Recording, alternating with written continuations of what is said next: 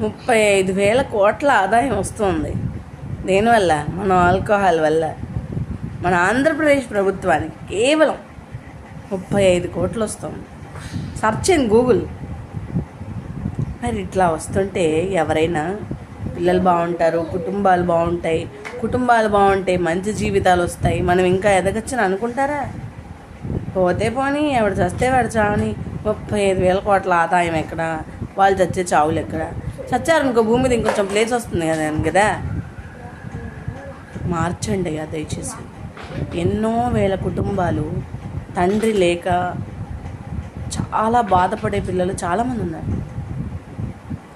ఆడపిల్లలకి ఎటువంటి భద్రత, బాధ్యత లేని తండ్రుల వల్ల ఈ జీవితాల్లో నాశనం అయిపోతున్నాయి.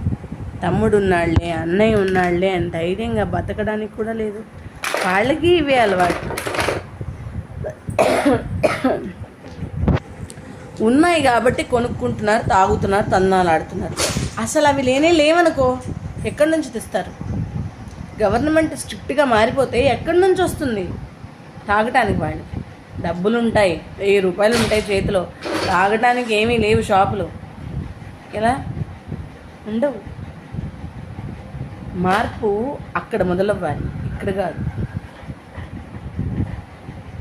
ఓపెన్గా చెప్పచ్చు. బిఆర్టీఎస్ రోడ్డు ఉంది విజయవాడలో.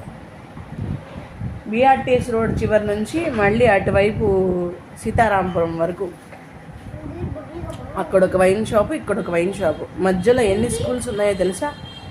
అమలి, రవీంద్ర భారతి, భారతీ విద్యామందిర్,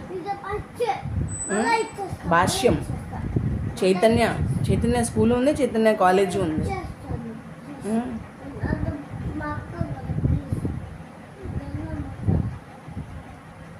ఇంకొక రవీంద్ర భారతి క్యాంపస్. ఇన్ని స్కూల్స్ ఉన్నాయి. ఎన్ఆర్ఐ ఇండియన్ స్ప్రింగ్ స్కూల్ ఉంది, ఎన్ఆర్ఐ కాలేజీ ఉంది ఇక్కడ.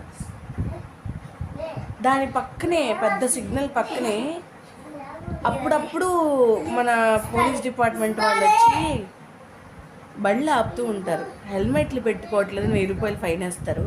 ఆ వెనకాలే అమరావతి అని చెప్పి పెద్ద బార్ ఓపెన్ చేశారు మెయిన్ రోడ్డు మీద. మన గవర్నమెంట్ కన్నా నెంబర్ 1 గవర్నమెంట్ ఏది లేదు.